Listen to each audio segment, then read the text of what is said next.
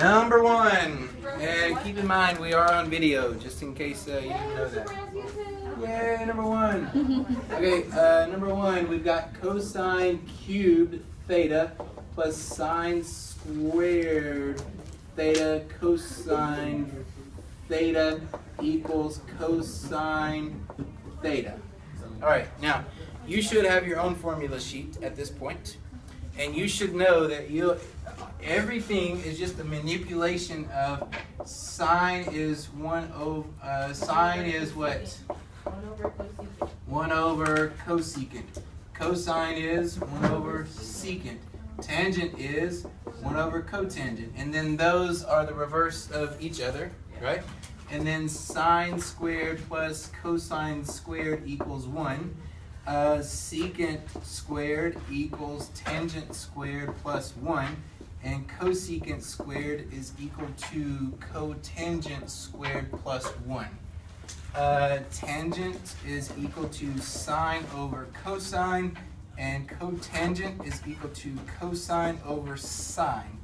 There would be 6 there, 7, 8, 9, 10, 11 formulas total.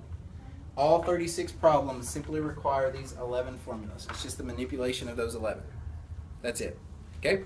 Secondly, anytime you find a cube, do any of those have anything to do with cubes? No. So you better get rid of the cubed first. That would be a good idea. Okay? So I got a cosine cubed. How many terms are on the left hand side of this equal sign? 2. How many terms? Terms are separated by what? Addition, subtraction. So how many terms are there? 2. What do they both have in them? So couldn't you take a cosine out? Yeah. And so whenever I take a cosine out of that, what am I left with? I took a cosine out of a cosine cubed, and I'm left with what? A cosine squared.